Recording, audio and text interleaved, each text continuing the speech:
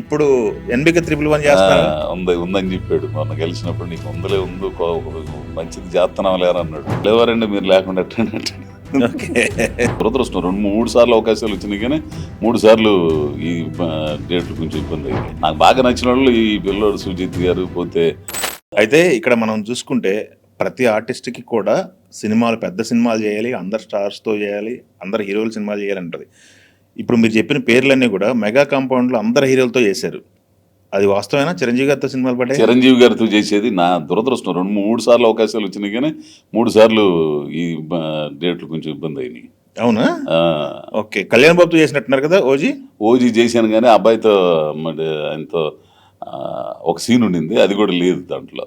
Scene shoot చేశారా? బాంబే పోయి చేసాం. ఓహో, బాంబే షూటా? సుజిత్ గారు. Okay okay. ఆయన ఒక మంచి డైరెక్టర్. ఓకే. నాకు బాగా నచ్చిన వాళ్ళు ఈ పిల్లోడు సుజిత్ గారు పోతే వివేక్ కాత్రియా.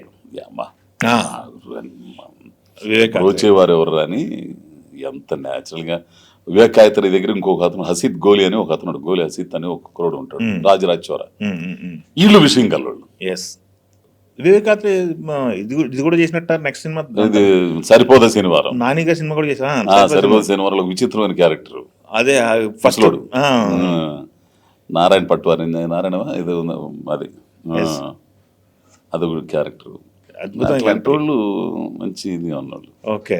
డైరెక్టర్ విషయానికి వస్తే ఇప్పుడు వీరసింహారెడ్డి డైరెక్టర్ ఏకనం మళ్ళీ గోపిచంద్ బాలబాబు సినిమా చేశారు కదా. అవును, వీరసింహారెడ్డి చేశారు, జాట్ చేశారు, ఇప్పుడు ఎన్బిక 111 చేస్తున్నారు.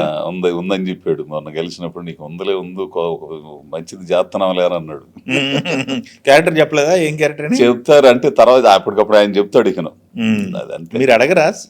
నేను మామూలుగా ఏంది నా ఎవరు ఏందని అడుగుతాను నేను. అంతే. భలేవారండి మీరు లేకుండా ఎట్టండి. ఓకే, సూపర్ అండి. బాలకృష్ణ గారు కళ్యాణ్ సినిమా చేసినట్టున్నారు కదా. ఇజం అప్పుడు ఆ పిల్లడితో అంత పరిచయం లేదు అట్లా. ఓకే, సూపర్ అండి.